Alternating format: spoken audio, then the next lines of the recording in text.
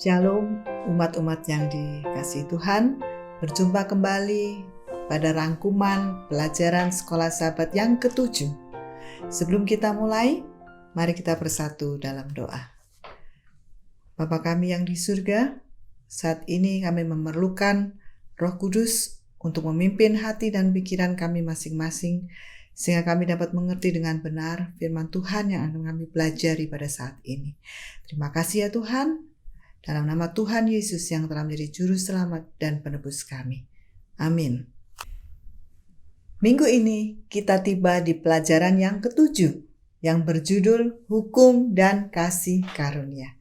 Sebelum kita mempelajari, mari kita baca ayat hafalan yang harusnya kita hafalkan sepanjang minggu ini ya. Saya akan bacakan di Galatia 2 ayat 21. Aku tidak menolak kasih karunia Allah, sebab sekiranya ada kebenaran oleh hukum Taurat, maka sia-sialah kematian Kristus. Beberapa minggu ini kita telah belajar dari kitab Ulangan yang mengingatkan kita akan perjanjian Allah dengan bangsa pilihannya, yaitu bangsa Israel kuno, dan juga sejarah perjalanan dan kehidupan umat pilihannya dari budak menjadi bangsa yang besar. Bahkan 10 perintah Allah diberikan secara tertulis pada zaman bangsa Israel, saat orang-orang Israel berada di Sinai. Dan minggu ini kita diberikan satu pelajaran tentang hukum dan kasih karunia. Timbul pertanyaan di awal pelajaran ini. Apa hubungan antara hukum dengan kasih karunia? Kemudian, bagaimana hukum dan kasih karunia dapat berhubungan satu dengan yang lain dalam kehidupan kita, orang-orang percaya? Semoga di akhir pembahasan ini, masing-masing kita akan mendapatkan jawabannya. Dalam kitab Ulangan, kita akan dapat melihat bahwa objek pelajaran yang sangat baik adalah hal kasih karunia dan hukum. Apa yang dimaksud dengan kasih karunia? Kasih karunia adalah pemberian kepada yang tidak layak menerima pemberian. Kasih karunia adalah pemberian dari Allah kepada manusia yang berdosa. Memberikan apa? Memberikan hal-hal yang manusia tidak bisa lakukan bagi diri mereka sendiri. Dengan menebus manusia dari dosa, memberikan keselamatan, memberikan hukumnya, bahkan memberikan pengampunan karena kita telah melanggar hukum Allah.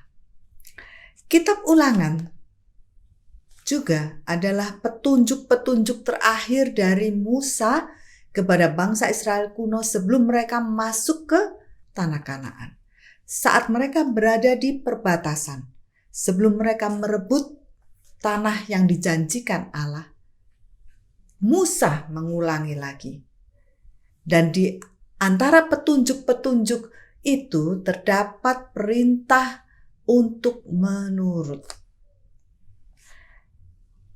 Saudara-saudaraku, karakter, prinsip dan fondasi pemerintahan Allah adalah kasih.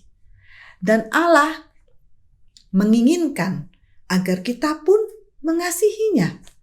Sehingga Allah menciptakan kita sebagai makhluk yang bermoral, memiliki kebebasan untuk memilih. Dan ekspresi dari kasih karunia Allah adalah dengan memberikan hukumnya. Kata hukum dalam bahasa Ibrani adalah Torah, artinya terang. Kita baca di Mazmur 119 ayat 105. Firman-Mu itu pelita bagi kakiku dan terang bagi jalanku. Jadi, fungsi dari hukum Allah, firman Tuhan adalah untuk menerangi, mengajar, menolong orang untuk berjalan maju, untuk bertahan hidup, melindungi dari segala mara bahaya, dan memastikan keselamatan bagi manusia yang sedang berjalan menuju kekekalan. Dengan diberikan hukum Allah, kita mengenal dosa. Karena pelanggaran terhadap hukum Allah adalah dosa. Contoh yang mudah, yang sering terjadi dalam kehidupan kita, yaitu salah satu hukum yang tertulis di 10 perintah Allah adalah jangan mengucapkan saksi dusta. Atau artinya kita tidak boleh berbohong. Nah, sebagai manusia yang berdosa, tidak ada kebaikan yang ada dalam diri kita, dan sudah pasti sangat mudah bagi kita untuk berbohong. Nah, dengan adanya hukum Allah, jika sebelumnya kita tidak mengetahui bahwa kita tidak boleh berbohong, maka sekarang kita tahu bahwa apabila berbohong, kita akan berdosa. Pertanyaannya lagi, apakah mungkin kita tidak berbuat dosa atau tidak melanggar hukum Allah karena kita adalah manusia yang lemah? Sekali lagi, jawabannya karena kasih karunia Allah, maka kita disanggupkan untuk menuruti hukumnya. Dengan meminta tuntunan Tuhan, maka kita akan disanggupkan. Di dalam Ulangan 10 ayat 12-13, maka sekarang hai orang Israel, apakah yang akan dimintakan daripadamu oleh Tuhan Allahmu, selain dari takut akan Tuhan Allahmu, hidup menurut segala jalan yang ditunjukkannya, mengasihi Dia, beribadah kepada Tuhan Allahmu dengan segenap hatimu dan dengan segenap jiwamu, berpegang pada perintah dan ketetapan Tuhan yang kusampaikan kepadamu pada hari ini, supaya baik keadaanmu. Di ayat 13 bagian akhir dalam bahasa Ibrani dituliskan seperti yang ditayangkan di layar ini. Saya kurang mengerti cara melafalkannya. El Tov Lak. Artinya supaya baik keadaanmu. Dengan kata lain, Allah memberikan hukumnya dan memerintahkan umatnya untuk menuruti hukumnya adalah karena dengan melakukannya, maka itu akan mendatangkan kebaikan yang sangat besar bagi manusia. Allah sebagai pencipta kita, juru selamat kita, tahu yang terbaik untuk kita. Penurutan terhadap hukumnya, 10 perintahnya, hanyalah semata-mata untuk kebaikan manusia. Jadi, karena kasih kepada umatnya, maka Allah memberikan hukumnya. Dan melalui penurutan pada hukumnya, maka El Tov Lak, yaitu supaya baik keadaanmu. Dalam kitab Ulangan, salah satu tema yang muncul berulang-ulang adalah tentang penebusan Tuhan bagi umatnya, yaitu bangsa Israel kuno, dari tanah Mesir. Berulang-ulang mereka diingatkan tentang apa yang telah Allah lakukan bagi mereka.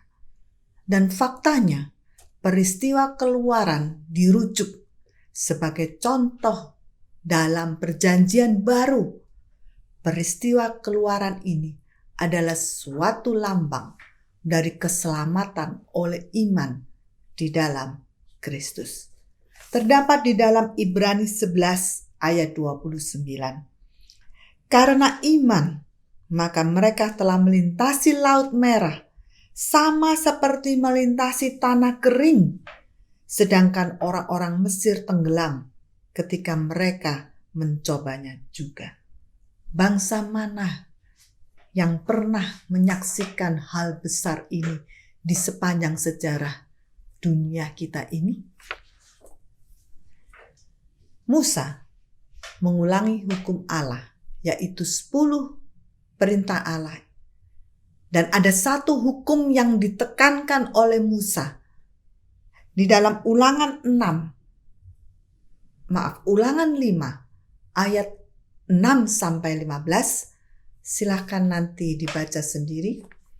Ini adalah tentang hukum keempat, yaitu ingat dan kuduskan hari Sabat. Tetapi ditekankan di kitab Ulangan ini, di akhir bagian hukum keempat, saya akan bacakan di ayat yang ke-15 saja. Sebab haruslah kau ingat bahwa engkau pun dahulu budak di tanah Mesir, dan engkau dibawa keluar dari sana oleh Tuhan Allahmu dengan tangan yang kuat dan lengan yang teracung. Itulah sebabnya Tuhan Allahmu memerintahkan engkau merayakan hari Sabat. Jadi, dengan memelihara hari Sabat, artinya mereka memperingati penciptaan dan penebusan dari Mesir, yang merupakan lambang penebusan dan kasih karunia bagi seluruh umat manusia yang berdosa, menebus manusia dari dosa dan memberikan hidup yang kekal. Di dalam Roma 4 ayat 3 dituliskan, sebab apakah dikatakan nas kitab suci? Lalu percayalah Abraham kepada Tuhan, dan Tuhan memperhitungkan hal itu kepadanya sebagai kebenaran. Artinya, Abraham dibenarkan hanya oleh iman. Apa artinya? Ulangan 9 ayat 5 bagian A. Bukan karena jasa-jasamu atau karena kebenaran hatimu.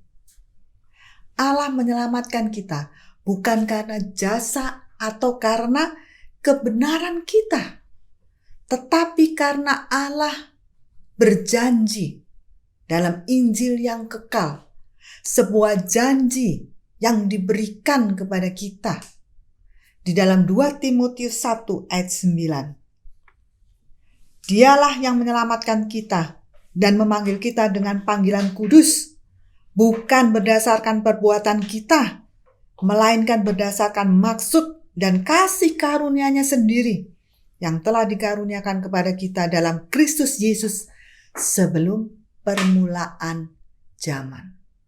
Jelas ditulis bahwa janji itu diberikan sebelum permulaan zaman. Maka pasti keselamatan itu tidak berasal dari pekerjaan kita atau usaha kita. Di hadapan kita, saudara-saudaraku, ada kebenaran besar. Ada kasih karunia yang diberikan kepada kita di dalam Kristus Yesus di kayu salib. Dan apa respon kita setelah kita menerima kasih karunia-Nya? Apa balasan kita? Di dalam Pengkhotbah 12 ayat 13. Akhir kata dari segala yang didengar ialah, takutlah akan Allah dan berpeganglah pada perintah-perintahnya, karena ini adalah kewajiban setiap orang. Kiranya dengan pelajaran yang begitu indah ini dapat membuat kita semakin hari semakin mengasihi Tuhan, mengasihi dengan segenap hati, pikiran, dan kekuatan kita, dan takut akan Tuhan, dan melakukan apa yang Tuhan inginkan. Mari kita akhiri dengan berdoa bersama-sama. Bapa kami yang di surga, terima kasih untuk kesempatan yang Tuhan berikan kepada kami mempelajari firman Tuhan. Kiranya dengan pertolongan Tuhan, kami dapat melakukannya dalam kehidupan kami. Bantu kami ya Tuhan, untuk melakukan apa yang Tuhan kehendaki. Bantu kami ya Tuhan, untuk mengasihi Tuhan dengan segenap hati kami. Dan biarlah Tuhan memberikan kami iman yang teguh, sehingga kami dapat tetap setia hingga Maranatha. Ampuni segala dosa pelanggaran kami. Doa ini kami panjatkan dalam nama Tuhan Yesus, yang telah menjadi juru selamat dan penebus kami. Amin. Saudara-saudaraku, silahkan subscribe, like, dan share YouTube ini agar dapat menjadi berkat bagi banyak orang. Tuhan memberkati.